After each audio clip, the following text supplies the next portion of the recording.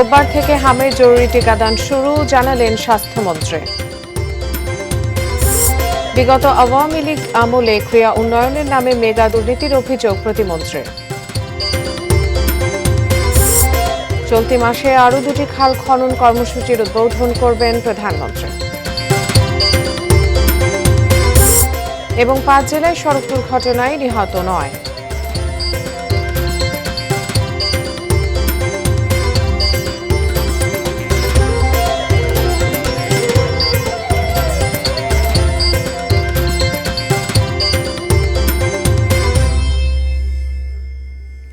দেখছেন AG news. দেশের খবরে আপনাদের আমন্ত্রণ জানাচ্ছি আমি উজমা হাসান। দর্শক, এতক্ষণ জানিয়ে দিচ্ছিলাম নাসির সিনট্যাক্স গ্রুপের সৌজন্যে শিরোনামগুলো।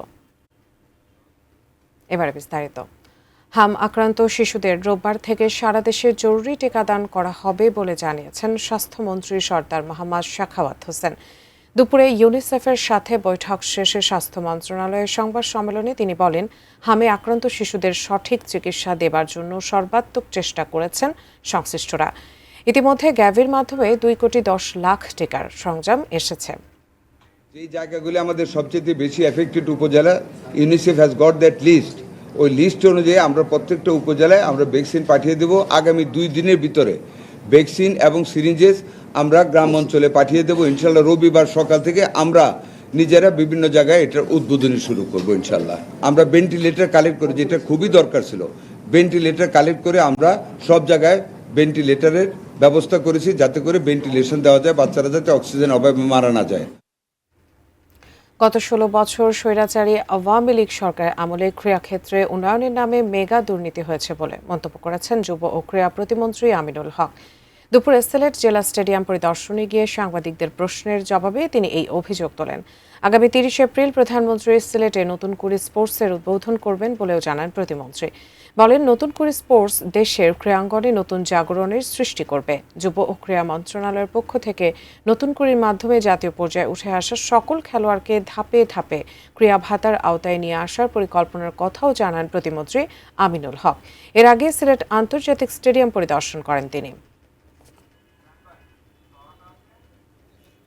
অধিকার হরণ করে তারা জোর করে ক্ষমতায় ছিল, তখন তারা শুধু উন্নয়নের নামে শুধু মেগা দুর্নীতি করেছে, যার কারণেই আজকে এই সিলেট জেলা স্টেডিয়ামে এসে যে অব্যবস্থাপনা দেখলাম এবং যেই জরাজীর্ণ অবস্থা দেখলাম, সেটি খুবই দুঃখজনক। পানি সম্পদ মন্ত্রী শহীদ উদ্দিন চৌধুরী অ্যানি জানিয়েছেন, চলতি মাসে ঝিনাইদহ ও ফেনীতে আরও 2টি খাল খনন কর্মসূচি প্রধানমন্ত্রী উদ্বোধন করবেন। দুপুরে প্রধানমন্ত্রীর কার্যালয়ে এক সভা শেষে সাংবাদিকদের তিনি বলেন, 20,000 কিলোমিটার খাল খনন করা সরকারের লক্ষ্য। সব প্রতিবন্ধকতা কাটিয়ে সেই লক্ষ্য পূরণ করা হবে। সেই এপ্রিল মাসে আমরা আরও দুইটা খাল খননের কর্মসূচি হাতে নিচ্ছি, যেটি মাননীয় প্রধানমন্ত্রী উদ্বোধন করবেন। একটি হলো ঝিনাইদহ জেলার শৈলকুপা, আরেকটি সম্ভবত ফেনীতে হবে। মেইন কাজটা হলো যে 180 দিনের কার্যসূচি যেন আমরা নির্ধারিত সময়ে, যেটি আমরা জনগণের সামনে তুলে ধরেছি, সেটা যেন আমরা খুব দ্রুত সমাপ্ত করতে পারি। পাশাপাশি আমাদের যেটা টার্গেট 20,000 কিলোমিটার খাল খনন কর্মসূচি, কবে নাগাদ আমরা এটাকে চলমান বা দৃশ্যমান করব, সেটি নিয়ে আমাদের আলোচনা হয়েছে। সড়ক দুর্ঘটনার খবর। দেশে 5 জেলায় আজ সড়ক দুর্ঘটনায় 9 জনের মৃত্যুর খবর পাওয়া গেছে। এর মধ্যে কেবল কুমিল্লার সড়কে প্রাণ হারিয়েছেন বুধবার 5 জন। দাউদকান্দি হাইওয়ে থানার ওসি মোহাম্মদ ইকবাল বাহার মজুমদার জানান, বুধবার ভোরে ঢাকা চট্টগ্রাম মহাসড়কের দাউদকান্দি থানার বারপাড়া এলাকায় একটি সিএনজি অটোরিকশাকে অজ্ঞাত গাড়ি ধাক্কা দেয়। এতে ঘটনাস্থলে 2 জন নিহত হন। নিহতরা হলেন দাউদকান্দি উপজেলার আব্দুল বারেক ও মুস্তফা। তারা দুজনই অটোরিকশা চালক ছিলেন। এছাড়া ঢাকা চট্টগ্রাম মহাসড়কের নিমসার বাজার এলাকায় ইউ-টার্নে লরি চাপায় নোয়াখালী জহিরুল ইসলাম ও মেহেরপুর জেলার সোহেল রানা নিহত হন। আহত হন 5 জন, তাদের মধ্যে একজনের অবস্থা আশঙ্কাজনক। এছাড়া জেলার চান্দিনায় রাস্তা পারাপারের সময় লরি চাপায় 9ম শ্রেণীর এক ছাত্রের মৃত্যু হয়। প্রায় একই সময়ে ঝিনাইদহ শহরে ভ্যানের ধাক্কায় এক বৃদ্ধ এবং ধামরাইয়ে ট্রাক চাপায় এক অটোরিকশা চালক নিহত হন। ময়মনসিংহের ফুলপুরে সড়ক দুর্ঘটনায় আরও একজন নিহত হয়েছেন। নরসিংদীর বামু নদী এলাকায় মোটরসাইকেলের ধাক্কায় এক কৃষকের মৃত্যুর খবর পাওয়া গেছে।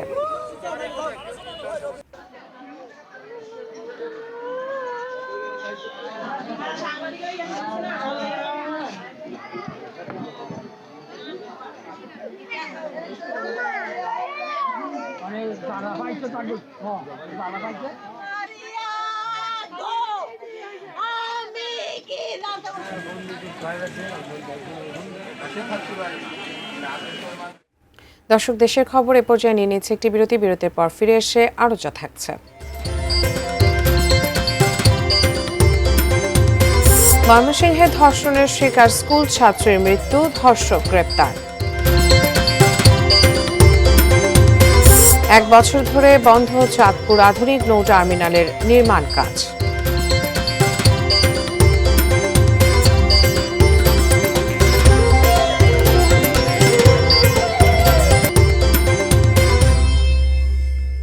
বিরতির পর সবাইকে আবারও স্বাগত দেশের খবরে। ময়মনসিংহের ফুলপুরে এক স্কুল ছাত্রীকে ধর্ষণে প্রধান অভিযুক্ত মোহাম্মদ রুবেল মিয়াকে গ্রেপ্তার করেছে র্যাব 14 অধিনায়ক নইমুল হাসান জানান, গতরাতে ময়মনসিংহ জেলার রামভদ্রপুর এলাকা থেকে রুবেল মিয়াকে গ্রেপ্তার করা হয়। গত 29 মার্চ রাতে ফুলপুরে 13 বছর বয়সী এক স্কুল ছাত্রীকে প্রতিবেশী রুবেল নিজ বাড়িতে নিয়ে ধর্ষণ করে। এ ঘটনার পর কীটনাশক খেয়ে আত্মহননের চেষ্টা করে মেয়েটি। 23 মার্চ বিকালে ময়মনসিংহ মেডিকেল কলেজ হাসপাতালে চিকিৎসাধীন অবস্থায় তার মৃত্যু হয়। এ ঘটনায় তার বাবা ময়মনসিংহ জেলার ফুলপুর থানায় মামলা করেন। অভিযোগ পাওয়ার 24 ঘন্টার মধ্যে ধর্ষক রুবেলকে গ্রেপ্তার করে র্যাব।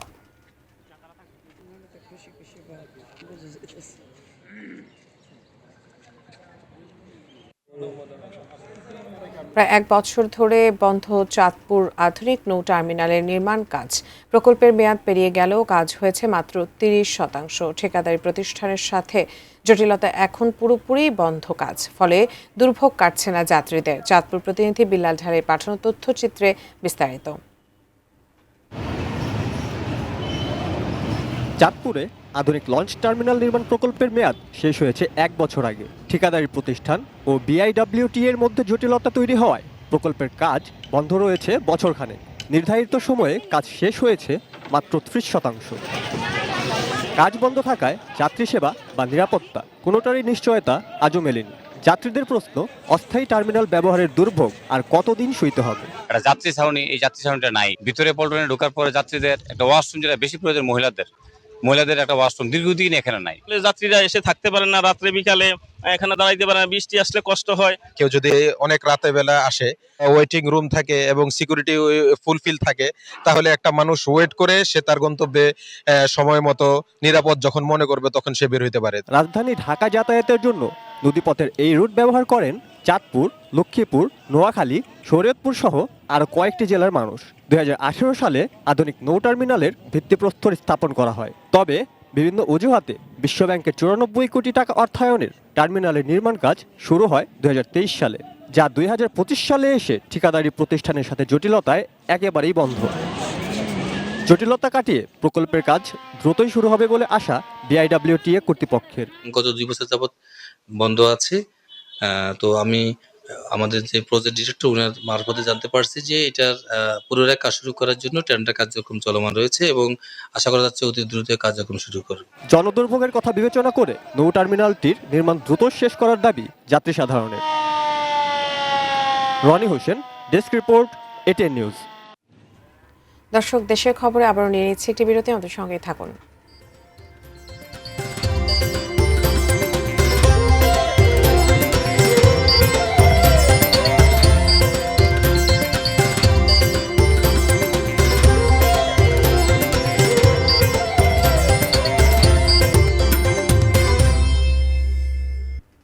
বিরতির পর সবাইকে আবারও স্বাগত দেশের খবরে। দর্শক, দৌলতদিয়ায় বাসডুবির ঘটনায় 8ম দিন আজ। এরই মধ্যে তদন্ত কমিটি জমা দিয়েছে তাদের প্রতিবেদন। এ নিয়ে বিস্তারিত জানাতে ঘটনাস্থল থেকে সরাসরি যুক্ত হচ্ছেন প্রতিনিধি মোহাম্মদ সুজন খন্দকার। দুর্ঘটনায় প্রতিবেদন জমা দেওয়া হয়েছে। প্রাথমিক পর্যবেক্ষণ আসলে কি কি তদন্তে উঠে এসেছে, বিষয়গুলো একটু জানতে চাই। ধন্যবাদ আপনাকে। আপনি ঠিক দেখতে পাচ্ছেন, আমি কিন্তু দৌলতদিয়ার এই 3 নং ফেরিঘাট অর্থাৎ ঘটনাস্থল, অর্থাৎ গত 25শে মার্চ যেখানে কিন্তু দুর্ঘটনার কারণে কিন্তু 26 জন মানুষের মৃত্যু হয়েছিল, এটি সেই 3 নং ফেরিঘাট। কিন্তু তদন্ত যে 2টি তদন্ত কমিটি গঠন হয়েছিল, এর মধ্যে একটি তদন্ত কমিটি কিন্তু রিপোর্ট জমা দিয়েছে। তবে আমি এই বিষয়টা নিয়ে যে তদন্ত কমিটির সদস্য সচিব ইওনো আছে গোলন্দা উপজেলার যিনি ইউনো, ওনার সাথে আমি কথা বলেছিলাম। উনি মূলত এই বিষয়টা আসলে বলেছেন যে নৌ মন্ত্রণালয় থেকে একটা সংবাদ সম্মেলন করা হবে এবং সেই সংবাদ সম্মেলন থেকেই মূলত জানানো হবে যে আসলে এই ঘটনার জন্য কারা দায়ী। উনি আসলে এই বিষয়ে কিছু বলতে রাজি হননি। এর পাশাপাশি আমি আপনাকে বলি যে এই যে ঘাট আজকে 8ম দিন, এই সেই দৌলতদিয়া 3 নং ফেরিঘাট, এই ঘটনার কিন্তু এখন কিন্তু দেখে বোঝার উপায় নেই যে এই ঘাটেই আজ থেকে 8 দিন আগে একটি বাস ডুবির ঘটনায় একটি বাস নিয়ন্ত্রণ হারিয়ে 26টি প্রাণ চলে গেছে এবং 26টি পরিবার ধ্বংস হয়েছে। এই ঘাটটি কিন্তু ইতিমধ্যে প্রস্তুত। আমি বিআইডব্লিউটি এর এবং বিআইডব্লিউটিসির যারা কর্মকর্তা রয়েছে তাদের সাথে কথা বলেছি। তারা বলছে যে ভাই, ঘাট এখন কিন্তু প্রস্তুত, আপাতত বন্ধ রয়েছে, কিন্তু যে কোনো সময় এই ঘাটটি দিয়ে কিন্তু আবার নতুন করে ফেরি চলাচল শুরু হবে এবং আগের মতো স্বাভাবিকভাবে কার্যক্রম কিন্তু শুরু হবে। এর পাশাপাশি একটু বলি যে এই যে একটা দুর্ঘটনা ঘটলো, 26 জন মানুষের প্রাণ চলে গেল, কিন্তু এই ঘাটের বা এই পল্টনের কিন্তু কোনো সংযোজন বিয়োজন বা কোনো পরিবর্তন কিন্তু আসেনি। আমরা দেখেছি যে পল্টনের যে অবস্থান রয়েছে, রেলিংয়ের কোনো পরিবর্তন আসেনি এবং সংযোগ সড়কের কোনো পরিবর্তন আসেনি। অর্থাৎ এই যে একটা দুর্ঘটনা প্রতিবারই ঘটে, আর প্রতিবারই কিন্তু কর্তৃপক্ষের এইভাবেই আসলে তারা দায়িত্ব পালন করে। যে এখনকার মতো এই ছিল আমার কাছে এই দৌলতদিয়ার এই 3 নং ফেরিঘাট থেকে সর্বশেষ। আপনাকে অসংখ্য ধন্যবাদ। দর্শক, সুনামগঞ্জে হাওরের ধান রক্ষায় 718টি পিআইসির মাধ্যমে 48 কোটি টাকা ব্যয়ে 602 কিলোমিটার বাঁধ নির্মাণ ও সংস্কার করা হচ্ছে। তবে নির্ধারিত সময়ে ফসল রক্ষা বাঁধের কাজ শেষ না হওয়ায় দুশ্চিন্তায় কৃষকেরা। এ বিষয়ে বিস্তারিত জানাতে সুনামগঞ্জ থেকে আবারও সরাসরি যুক্ত হচ্ছেন প্রতিনিধি মেহেদি হাসান। মেহেদি হাসান, এই অনিয়মের অভিযোগে জনপ্রতিনিধি যারা আছেন সেখানে তারা কি বলছেন, স্থানীয় কৃষকরা কি বলছেন, এছাড়া পাউবোর বক্তব্যকে একটু জানতে চাই। কাজ শেষ করেছেন এবং বৈঠকে পানি সম্পদ মন্ত্রণালয়ের হাওর গবেষক, হাওরের নেতা যারা আছেন তারা কিন্তু বলছেন যে এই এখনো কিন্তু 60% কাজ মাত্র শেষ করেছে, পুরোপুরি কাজ কিন্তু শেষ হয়নি। তবে জনপ্রতিনিধি আমরা কিছুদিন 2-4 দিন আগে দেখেছি সুনামগঞ্জ 1 আসনের যিনি সংসদ সদস্য আছেন তিনি কিন্তু একবার হাওরের বাঁধ পরিদর্শন করেছেন এবং সেই বাঁধে যেয়ে তিনি তাৎক্ষণিক নির্দেশ দিয়েছেন কাজটি দ্রুত সম্পন্ন করার। এবং এর বাইরে কিন্তু আর কোনো জনপ্রতিনিধিদেরকে আমরা দেখতে পারিনি এখন পর্যন্ত হাওরের বাঁধ দিয়ে কাজ করতে। তবে হাওরের কৃষকরা সুনামগঞ্জে, যেহেতু হাওরের জেলা, এখানে 237টি ছোট বড় হাওর রয়েছে এবং ব্যাপক চাষাবাদ হয়। হাওরের কৃষকরা কিন্তু শঙ্কায় আছেন, কারণ সুনামগঞ্জ একটি সীমান্তবর্তী এলাকা। মেঘালয়ের চেরাপুঞ্জিতে বর্ষার সময় ব্যাপক বৃষ্টিপাত হয়, সবচেয়ে বেশি বৃষ্টিপাত কিন্তু এই চেরাপুঞ্জিতে হয় এবং এই বৃষ্টিপাত যখন পাহাড়ি ঢল হয়ে নামে, প্রথমে আঘাত হানে কিন্তু এই সুনামগঞ্জের হাওরে। এই আঘাত সইতে পারবে না বলে সুনামগঞ্জের যে কৃষকরা আছেন তারা কিন্তু দাবি করছেন এবং তারা শঙ্কায় আছেন প্রথম আঘাতেই কিন্তু সুনামগঞ্জের হাওরের যে ফসল আছে সেই বন্যার পানিতে তলিয়ে যেতে পারে। তারা বলছেন সরকার এবং প্রশাসন যাতে দ্রুত এই হাওরকা বাঁধ সম্পূর্ণ করে কৃষকের পাশে এসে দাঁড়ানোর জন্য তারা দাবি করছে। তো এই ছিল আমার কাছে সুনামগঞ্জে হাওর থেকে হাওরকা বাঁধের সর্বশেষ তথ্য। উজমা। মেহেদি, আপনাকে ধন্যবাদ। দর্শক, এবারে বজরঙ্গ বলি পুজো। সিলেটে আজ বজরঙ্গ বলি পূজা নির্মিত হয়েছে দেশে বৃহৎ হনুমানজির মূর্তি। মাটির গন্ধ আর শিল্পীর নিখুঁত কারুকাজে তৈরি প্রতিমাটি হয়ে উঠেছে ভক্তদের বিশ্বাস ও শক্তির প্রতীক। পূজা ঘিরে নগরীতে তৈরি হয়েছে উৎসব মুখর পরিবেশ ও ধর্মীয় আবহ। নাজির আহমেদের ক্যামেরায় সিলেট প্রতিনিধি কামরুল ইসলাম মাহির তথ্যের ডেস্ক রিপোর্ট।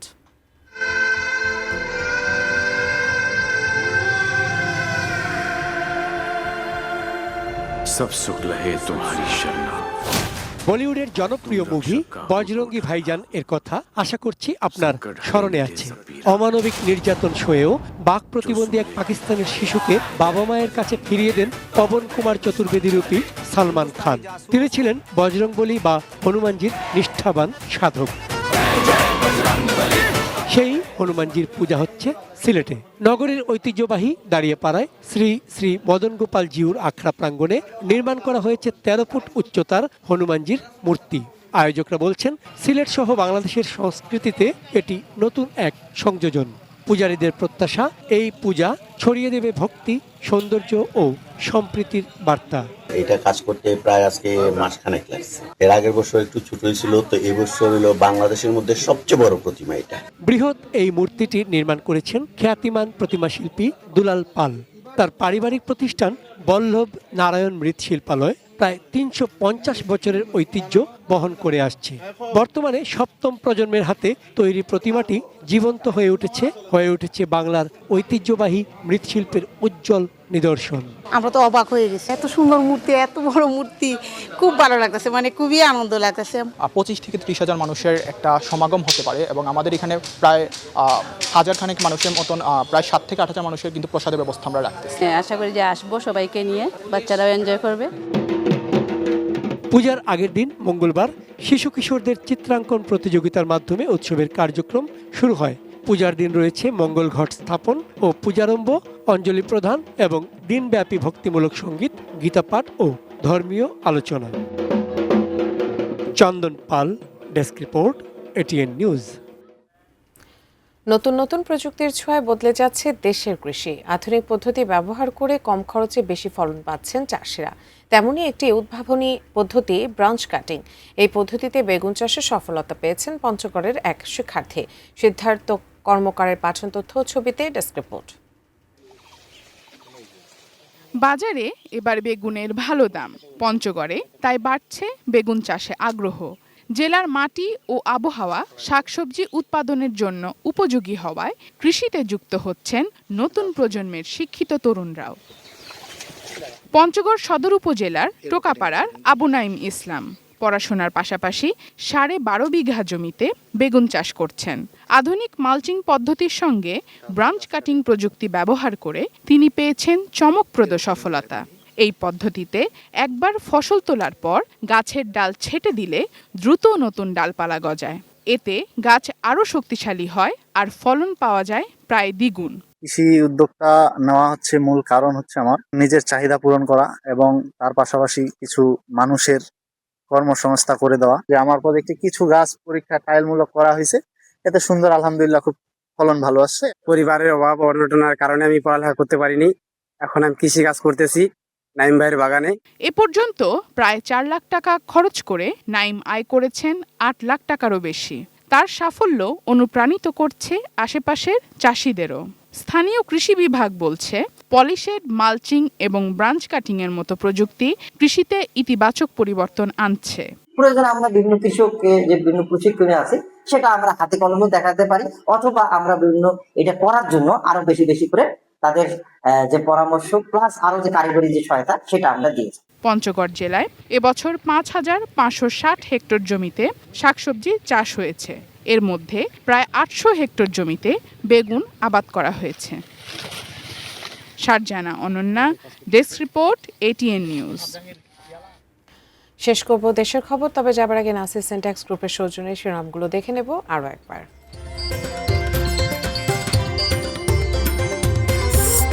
রোববার থেকে হামের জরুরি টিকাদান শুরু, জানালেন স্বাস্থ্যমন্ত্রী। বিগত আওয়ামী লীগ আমলে ক্রীড়া উন্নয়নের নামে মেগা দুর্নীতির অভিযোগ প্রতিমন্ত্রীর। চলতি মাসে আরও 2টি খাল খনন কর্মসূচির উদ্বোধন করবেন প্রধানমন্ত্রী। 5 জেলায় সড়ক দুর্ঘটনায় নিহত 9।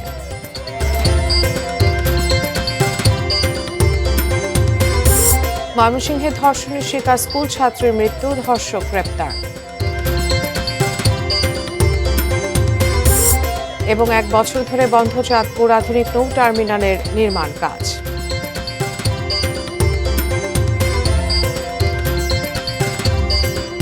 দর্শক, দেশের খবরে পর্যন্তই। এতক্ষণ সাথে থাকার জন্য ধন্যবাদ সবাইকে।